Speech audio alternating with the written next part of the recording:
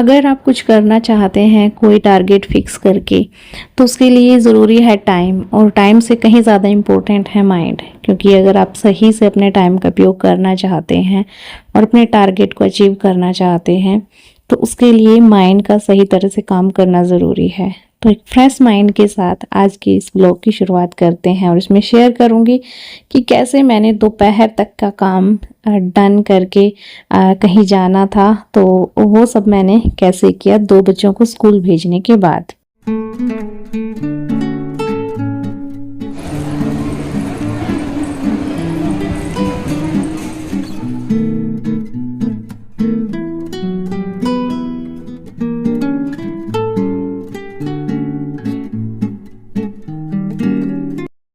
हाँ जी, welcome back. कैसे हैं आप सब? उम्मीद करती हूँ सब अच्छे होंगे। तो जैसा कि मैंने कहा कि टाइम इम्पोर्टेंट है, उसके साथ भी माइंड भी इम्पोर्टेंट है।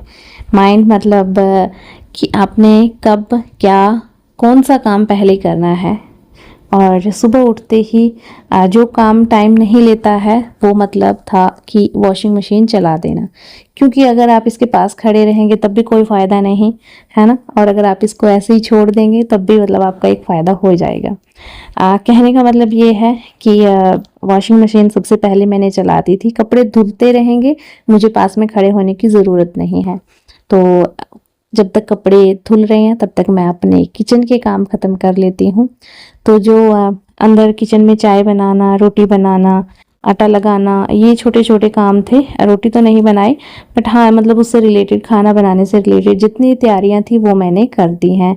सभी सो रहे हैं। बरसात का थोड़ा सा मौसम चला हुआ है, बारिश तो नहीं है पर मौसम बना हुआ है। अभी सुबह मतलब अर्ली मॉर्निंग का टाइम है। आज मैं 4 बजे के आसपास, 4 बजने से भी पहले ही मैं उठ गई थी, क्योंकि मुझे आज कहीं जाना था और बच्चों को भी स्कूल जाना होता है। तो उनके टिफ़िन, दोपहर का खाना, वो सब मुझे देखना था कि बच्चे आने के बाद भी मतलब ये ना करे कि कुछ खाने के लिए नहीं है।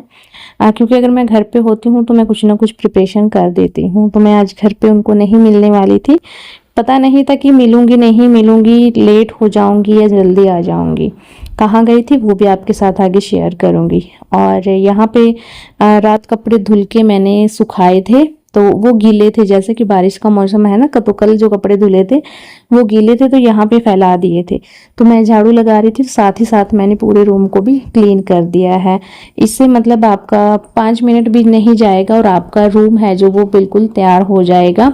और आपको ये नहीं रहेगा कि एक काम पेंडिंग है। जब झाड़ू लगाते हैं तो जो ऊपर की सफाई होती है वो पहले कर देनी चाहिए, चाहे वो कपड़ों से रिलेटेड है या डस्टिंग से रिलेटेड है, उसके बाद आप झाड़ू लगाएं। क्योंकि अगर आप बाद में फिर करेंगे, जैसे अगर मैं बाद में जो चारपाई है इसको झाड़ती तो फिर से कूड़ा नीचे गिर जाता।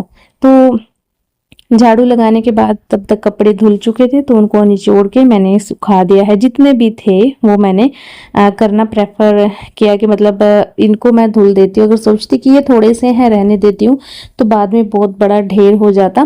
तो जो थे अभी के अभी वो मैंने धुल दिए हैं। फिर उसके बाद झाड़ू पोछा मैंने कर दिया है। झाड़ू मैंने पहले लगा दिया था, तो अभी मैं पोछा लगा देती हूँ। और सारी मतलब सारे रूम्स हैं उनमें तो नहीं हो पाएगा, बट एक रूम रह जाता है क्योंकि उसमें अभी सभी सो रहे हैं।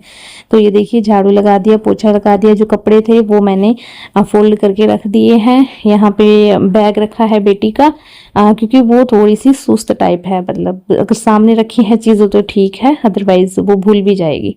बैग तो नहीं भूलेगी पर ये भूल जाएगी कहाँ रखा था, ढूंढती फिरेगी, इसीलिए।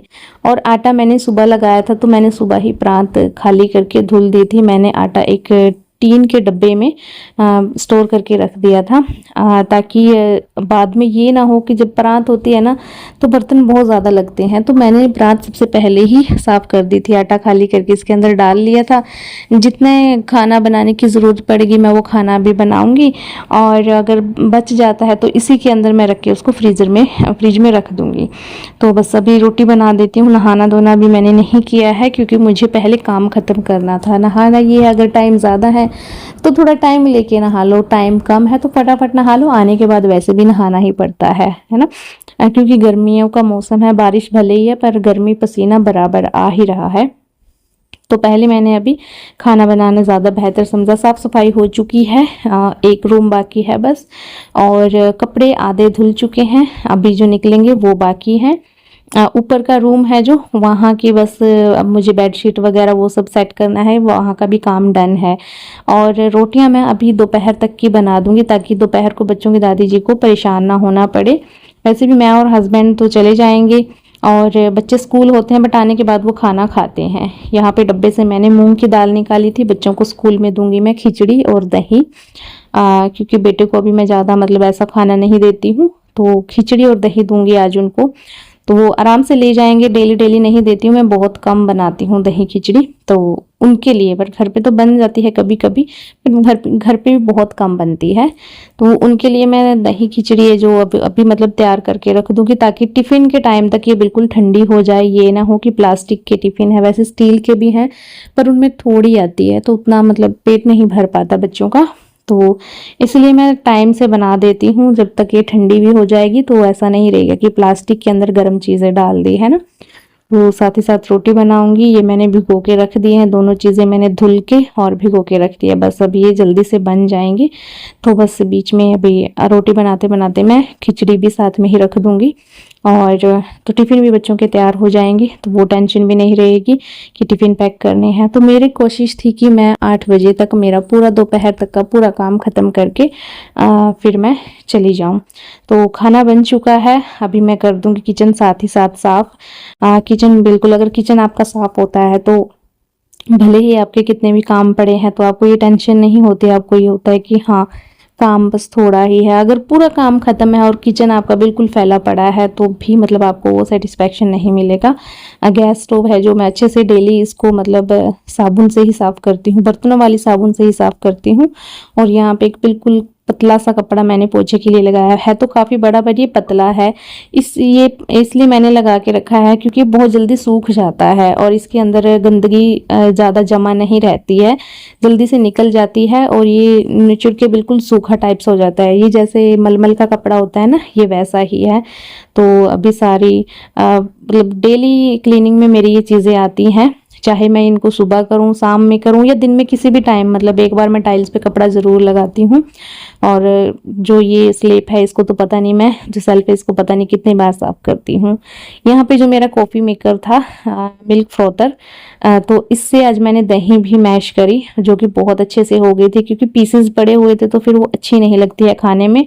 तो फिर मैंने इसी के साथ जो दही थी उसको अच्छे से मतलब ब्लेंड कर लिया था, और सच में ये बहुत यूज़फुल है। और अगर किसी को ये लेना है तो मैंने इसको कम्युनिटी पोस्ट में मैंने इसका पोस्ट डाला है, लिंक आपको वहाँ पे इसका मिल जाएगा। कॉफ़ी लवर्स के लिए और कोल्ड कॉफ़ी और कोई भी शेक वगैरह आप मतलब जैसे सिंपल मिल्क शेक बनाते हैं तो उसके लिए ये बहुत ही अच्छा है, बेस्ट है। रायता बनाने के लिए बेस्ट है, लस्सी बनाने के लिए बेस्ट है, तो आप इसको जाके ले सकते हैं। और इसका लिंक मैंने कम्युनिटी पोस्ट में डाल दिया है, तो जल्दी जाइए। और बहुत सारी चीज़ें जो आपको इसकी साइड में दिख रही है ये सब मतलब आप इससे बना सकते हैं। और ये चार्जेबल है, ये नहीं है कि मतलब अगर एक बार ख़राब हुआ तो ख़राब हुआ, इसकी 1 साल की वारंटी है और आप इसको चार्ज कर सकते हैं और जब तक चाहे यूज़ कर सकते हैं। मैंने जब से ये आया है सिर्फ एक ही बार इसको चार्ज किया है, इसकी बैटरी बैकअप बहुत अच्छी है। और खिचड़ी बन चुकी है तो ठंडी भी हो गई है, तो मैंने बच्चों के लिए टिफ़िन भी पैक कर दिए हैं। दही मैंने जो ये बिल्कुल लीक प्रूफ है इनके अंदर डाली है, खिचड़ी मैंने अलग से इसमें डाल दी है। वैसे मतलब दोनों का अगर हो चाहती तो मैं स्टील में डाल देती, पर ये था कि दही थोड़ा पानी छोड़ के थोड़ा लीक हो ही जाती है, इसीलिए मैंने इसके अंदर दही डाली और मतलब पूरा तसल्ली का मैंने काम किया। और बस अभी बच्चों को भी रेडी कर दिया है, खुद बस रेडी होना बाकी है। बच्चों का टिफ़िन भी तैयार है, तो बस अब मैं खुद रेडी हो जाऊंगी और फिर चलते हैं जहाँ पे हमें जाते हुए तोते की तरह एक काम मतलब एक बात वैसे ही करते चले जाना है। मेरे पास टाइम कम था तो बेडशीट आज मैंने पूरी नहीं उतारी क्योंकि ये बहुत बड़ी है और सेट करने में बहुत टाइम मांगती है, तो टाइम कम था तो उसको देखते हुए मैंने इसको ऐसे ही सेट कर दिया है। और कपड़े मैंने सुबह मेरे और हस्बैंड दोनों के निकाल के रख दिए थे जो हमें पहन के जाना है, उससे क्लियर माइंड रहता है कि हाँ मुझे पता है मुझे क्या पहनना है और बस वो हैंडी रखना है। तो अब कपड़े ले आई थी मैं साथ में, और सूट मेरा नया है, दुपट्टा इस पर मुझे पुराना ही लेना पड़ेगा क्योंकि मुझे इसको कलर करवाना था जो कि काफ़ी दिन बोलने के बाद भी नहीं हुआ। तो मैंने उसको वापस से रख दिया और सोचा कि अभी इसके चक्कर में सूट भी मेरा ऐसे ही रहेगा। और होता है ना, नया सूट होता है तो पहनने का मन होता है, तो फिर जो पुराना दुपट्टा था मैंने वो ही ले लिया।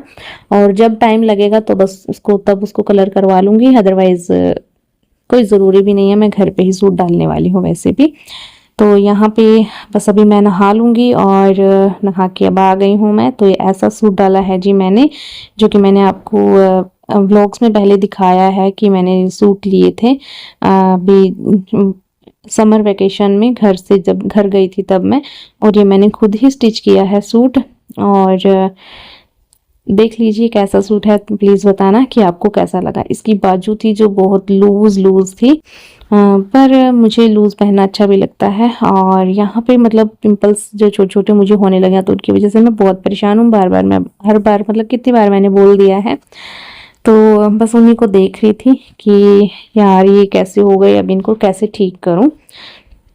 तो जो भी मैं लगाती हूँ अपना, मतलब अभी तो मैं पिंपल्स के लिए ही मतलब एक ट्यूब लगा रही हूँ। वैसे तो मतलब मैं लोशन और सनस्क्रीन ही लगाती हूँ, मैं फेस पे कुछ भी नहीं लगाती हूँ।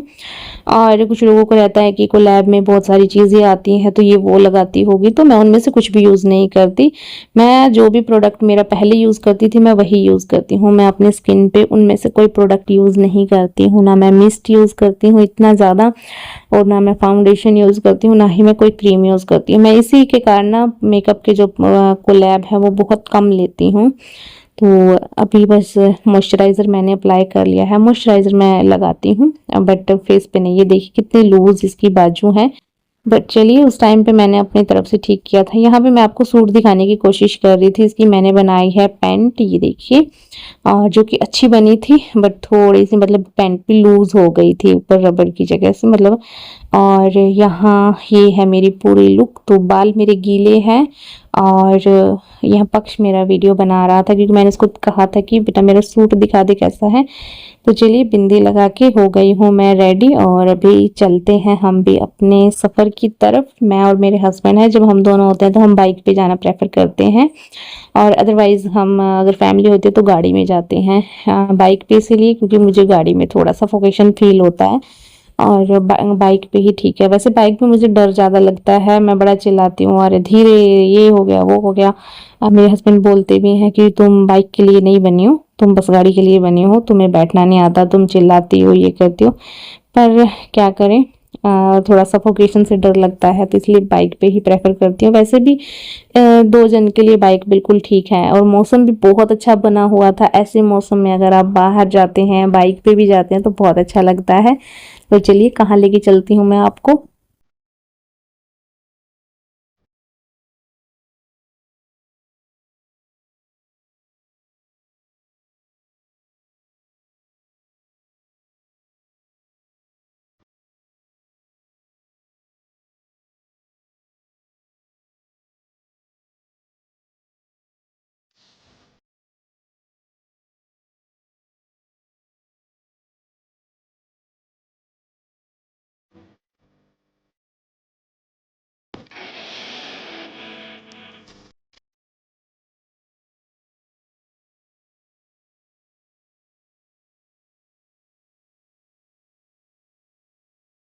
जो लोग मेरे एरिया से हैं तो वो तो समझ ही गए होंगे कि मैं कहाँ आई हूँ। तो मैं आई हूँ अरुणाई शिव मंदिर में, और यहाँ की बहुत ही मान्यता है। यहाँ पे स्वयंभू शिवलिंग है।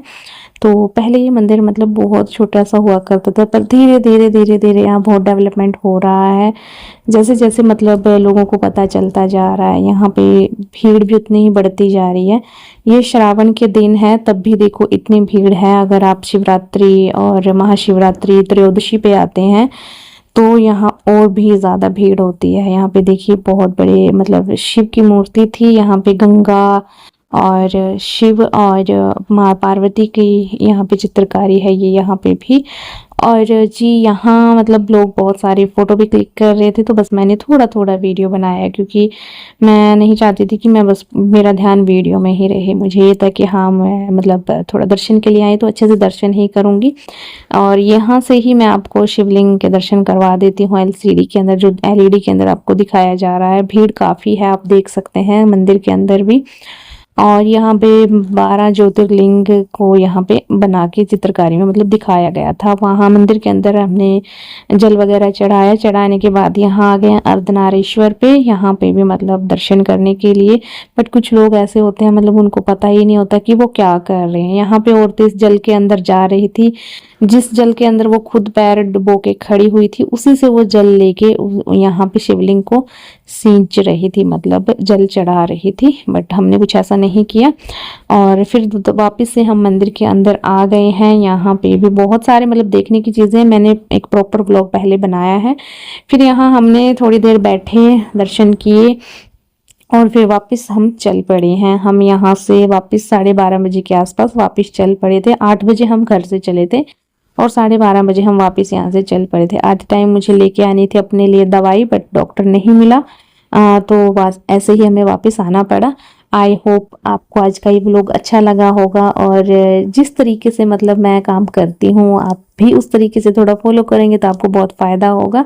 मैं ये नहीं कहती मैं बेस्ट हूँ, बट हाँ कुछ चीज़ें किसी को मतलब किसी की ज़िंदगी में कुछ इम्पैक्ट डाल जाती हैं कुछ भी, तो उसी में से अगर आपको कुछ अच्छा लगा हो, अपने लिए कुछ लगा हो कि आपके लिए कुछ यूज़फुल है, तो प्लीज़ वीडियो को लाइक करना, शेयर करना, कमेंट करना। चैनल पे नए हैं तो चैनल को सब्सक्राइब ही करना। अब मिलती हूँ आपसे कल, तब तक के लिए bye bye, have a good day, love you lot.